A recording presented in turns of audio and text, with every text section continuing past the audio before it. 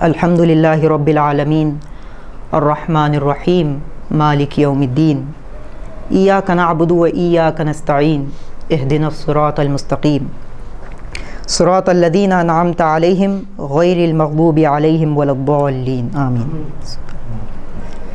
حضرات، یہ سورۃ الفاتحہ ہے جو آپ کے سامنے تلاوت کی گئی۔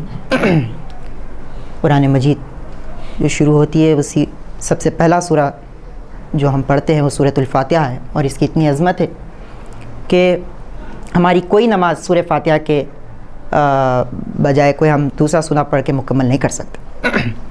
سورۃ الفاتحہ یہ 7 آیتیں ہیں، اسی لیے اللہ قرآن مجید میں فرماتا ہے کہ ہم نے نازل کیا قرآن اور 7 آیتیں۔ اس کی ایک الگ شان و عظمت ہے، اور اس میں اللہ پاک ارشاد فرماتا ہے کہ تمام تعریفیں اللہ رب العالمین کے لیے۔ الحمد، الف لام جب معرفہ کسی چیز میں آ جاتا ہے تو خاص ہو جاتا ہے۔ الحمد للہ رب العالمین، تمام تعریفیں اللہ رب العالمین کے لیے۔ ہاں، آج ہم تعریف کس کے لیے کر رہے؟ آج ہم حمد کس کے لیے بیان کر رہے؟ ہماری طاقتیں کہاں جا رہی ہے؟ کیا ہم واقعی اللہ کی حمد کر رہے ہیں، یا کسی دنیا دار کی، کسی ایم ایل اے کی، ایم پی کی، یا کسی بادشاہ کی، شہنشاہ کی، کسی سیاست دان کی ہم حمد کر رہے ہیں، اس کی تعریف بیان کر رہے ہیں؟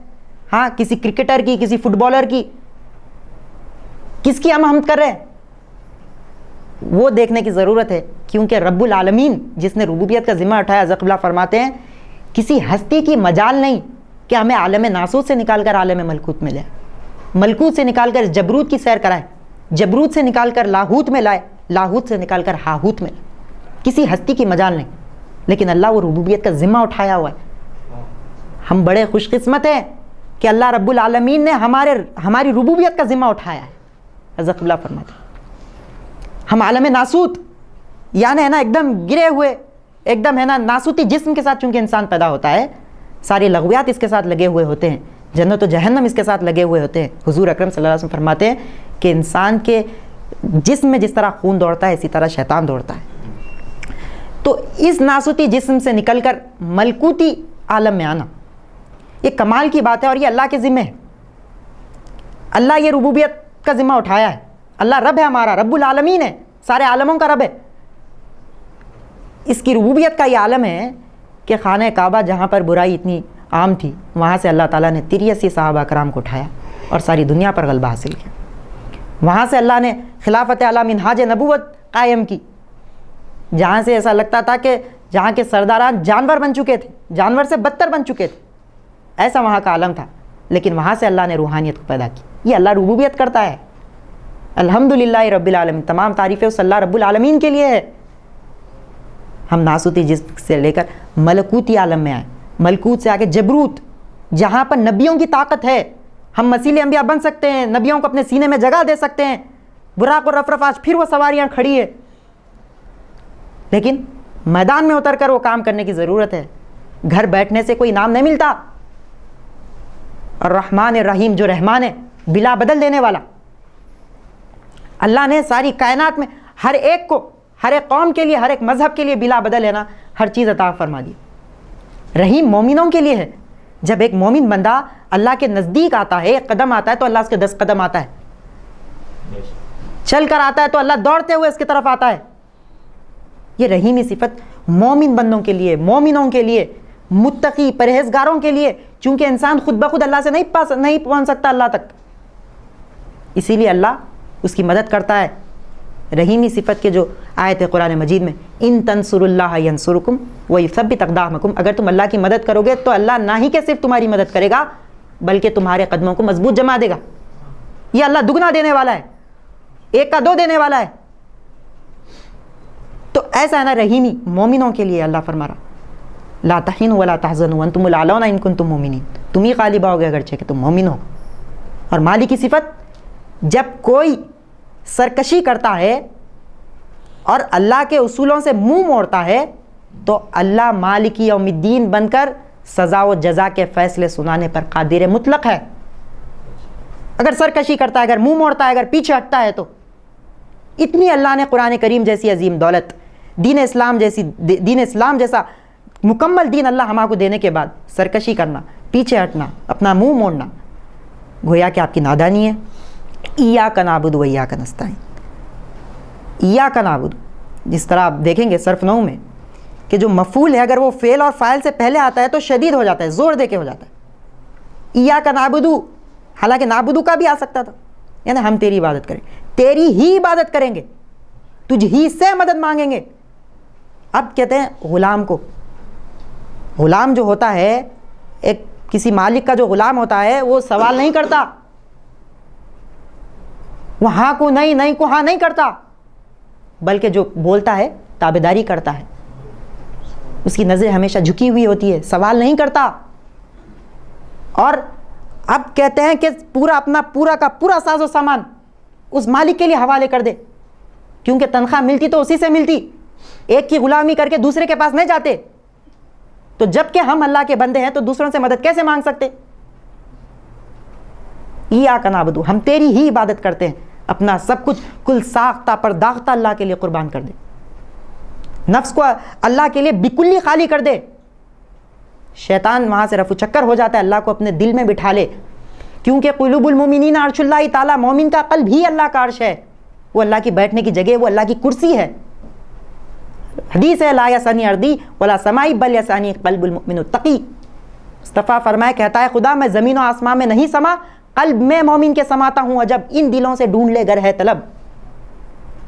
یہ دل میں اللہ بیٹھتا ہے تو ہم اس کے بندے بن جانا, تب وہ اپنی حکمرانی اس مومن کے دل سے کرتا ہے.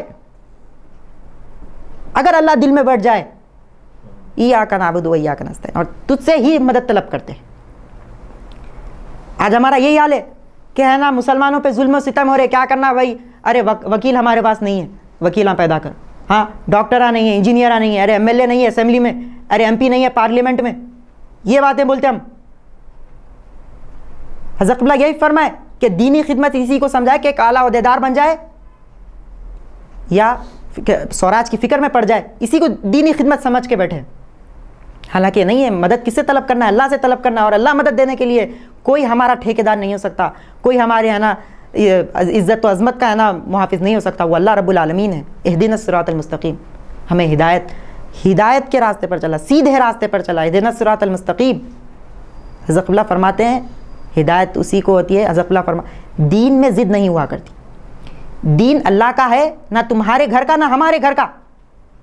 جو شخص منیب بن کر اللہ کے پاس آتا ہے اسی کو ہدایت ہوتی ہے. منیب بن کر اللہ کے پاس آنا, اخلاص کے ساتھ آنا. کوئی آپ کے دل میں, حضرت قبلہ کیا فرماتے کہ اگر بادشاہ کے دربار میں پہنچے تو ہم ایک پیالی چائے نہیں مانگتے, بیوقوف ہو, بلکہ اس کے دربار میں پہنچے تو فقیری جیسے آسمانی مراتب مانگو. ایک عورت آئی حضرت قبلہ کے پاس کہ میرے کو بچے نہیں ہو رہے. حضرت قبلہ کیا فرمائے, میں بچے دینے والا مرشد نہیں ہوں. ایک جنے آئے مال و دولت کے لیے, آئے کہ ہمیں میرے مال و دولت کے لیے دعا کرو. ارے آپ غلط پتے پہ آ گئے صاحب, میں وہ مرشد نہیں. ارے میں تو دنیا چھڑا کر فقیری کا کام لینے والا مرشد ہوں. تو وہ ہدایت, اور ہدایت کس کو ہے, ہدی للمتقین, متقیوں کے لیے ہدایت ہے. جو متقی ہوتا ہے اپنے قلب کو پاک کرتا ہے, متزکی جس کا نفس ہوتا ہے, ایسے لوگوں کے لیے ہدایت ہے. ایسے لوگوں کے لیے نہیں جو جواڑی ہے, زناکاری ہے, شرابی ہے, ہاں بے نمازی ہے, ایسے لوگوں کو ہدایت نہیں ہوتی. متقیوں کے لیے ہدایت ہوتی ہے. اہدنا الصراط المستقیم, صراط مستقیم یعنی سیدھے راستے پر چلا. صراط الذین انعمت علیہم, ان لوگوں کے راستے پر چلا جن پر تیرا انعام نازل ہوا. کون ہے یہ منعم علیہ گروہ؟ انعم اللہ علیہم من النبیین والصدیقین والشہداء والصالحین. ان کے تاریخ پڑھو قرآن مجید میں کیا ہے, مارے گئے, شہر بدر کیے گئے, نکالے گئے, دھتکارے گئے. یہ اللہ کی نعمتیں ہیں. یہ نہیں کہ بڑے بڑے بنگلے بنا لو, گاڑیاں خرید لو, پراپرٹیاں جمع کرو, بینک بیلنس جمع کرو. یہ اللہ کی نعمت نہیں ہوتی. لوگ اسی کو اللہ کی نعمت سمجھے ہیں, بڑا بنگلہ بنا دیا اور اس پہ لکھ دیا ھذا من فضل ربی. اللہ کا فضل مٹی پتھروں میں ملتا نہیں, اللہ کا فضل میدانوں میں ملتا. صحابہ کو ملا اللہ کا فضل. اگر یہ اللہ کا فضل ہوتا تو صحابہ جب بنگلے بناتے, ہاں ایران و قیصر روم جیسے بڑے شہنشاہ ان لوگوں کے درباروں کو قبضہ کیے تو ان محلوں میں رہتے, جھوپڑیوں میں نہیں رہتے. حضرت عمر فاروق رضی اللہ تعالیٰ عنہ اگر وہ اللہ کا فضل ہوتا تو، بلکہ تخت و تاج کو ٹکڑے ٹکڑے کر کر بیواؤں میں، یتیموں میں، مسکینوں میں تقسیم کیے. اس کی کوئی وقت ان کے دلوں میں نہیں تھی، اس کا کوئی منزل اپنے دل میں نہیں رکھے. دنیا کو دھتکار دیے، لات مار دیے دنیا کو. صراط الذین انعمت علیہم، یہ ہے منعم علیہ گروہ جس کا اللہ نے قرآن مجید میں وعدہ کیا ہے. صراط الذین انعمت علیہم غیر المغضوب علیہم ولا الضالین آمین. اور ان لوگوں کے راستے پر مت چلا جن پر تیرا غضب ہوا اور نہ ضالین یعنی گمراہوں کے. کون ہے یہ؟ یہود و نصارہ. آج جو دجالی رنگ اختیار کیے ہیں، دجالی طاقتیں جو آپ کو لادینیت کی طرف لاتی ہے، آپ کو دہریہ بناتی ہے، یہ وہ دجال ہے. دجل کہتے ہیں مکار کو، اور دجال کہتے ہیں مکار باز، سب سے زیادہ بڑھ کر مکر کرنے والا. اس سے بڑھ کر کوئی مکار نہیں. لوگوں کے دین سے دور کرنے والا، لوگوں سے دین کو چھیننے والا، لوگوں کو غلط راہ راست پر لانے والا، لوگوں میں گمراہی پیدا کرنے والا، یہ دجال ہے. یہ آج جو مغربی دنیا ہے، ہاں، عیش و عشرت دے کر، حضرت قبلہ فرماتے ہیں دجال کے فتنے سے وہی محفوظ رہیں گے جو اس کی رزاقیت کا انکار کریں گے، اس کی بادشاہت کا انکار کریں گے، اس کی پیاری چیزوں، ملک و املاک، عورت و دولت کا انکار کریں گے، باغ بغیچے کا انکار کریں گے. اور حضرت قبلہ فرماتے ہیں اس سے بڑھ کر یہ کہ فقیر، جو لوگ اس کی تہذیب، اس کی وضاقتہ، اس کے تمدن، اس کی طرز زندگی کو دھتکار کر فقیر نہیں بن جاتے، اس کے مخالف صورت بنا کر زندگی نہیں گزارتے، وہ دوزخ سے بچ نہیں سکتے.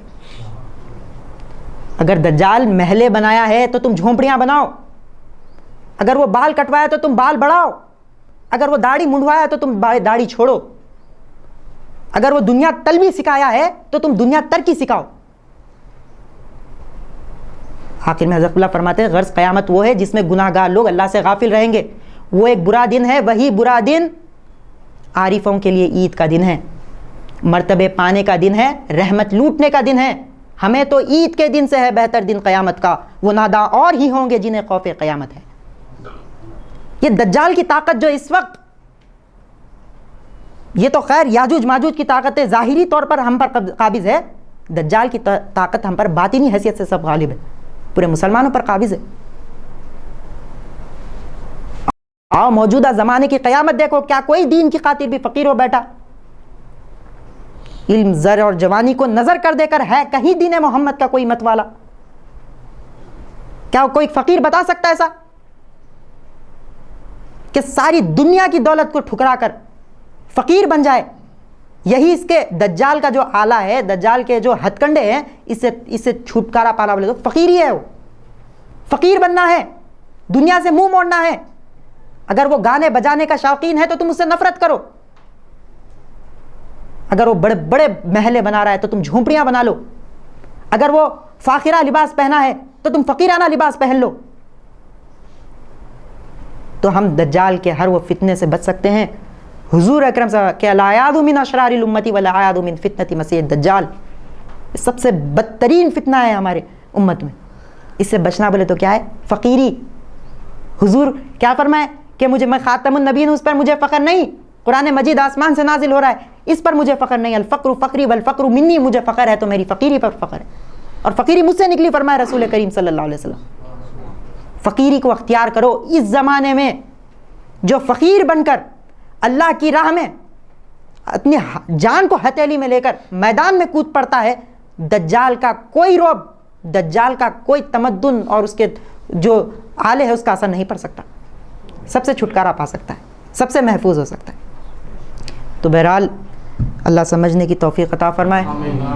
ان اللہ و ملائکتہ یصلون علی النبی یا ایھا الذین آمنوا صلوا علیہ وسلموا تسلیما. اللہم انا نحن نصلی علی سیدنا شفیعنا حبیبنا مولانا محمد المعلی شان ماحی البطلان حاشر الانسان رحمۃ للعالمین سید الانبیاء والمرسلین سراج الاولین والآخرین حزبہ حزب اللہ دینہ دین اللہ قبلتہ بیت اللہ ومن یطیعہ فقد اطاع اللہ فی مرتبۃ الغیب هو اللہ کلامہ کلام اللہ وما ينطق عن الهوى ان هو الا وحی یوحى جامع الکلم کلامہ البراق والرفرف مرکبہ الى وراء الوراء سفر مقام الاحدیۃ مقامہ هو كافة للناس أمته أخرجت للناس كتابه بيان للناس رسول إلى الناس جميعا أصحابه مثيل الأنبياء الأرض كلها له مصلى جعل الله له مال الغنيمة حلالا طيبا خاتم النبيين رسول أمين شفيع المذنبين الصلاة والسلام على آله وأهله وأصحابه أجمعين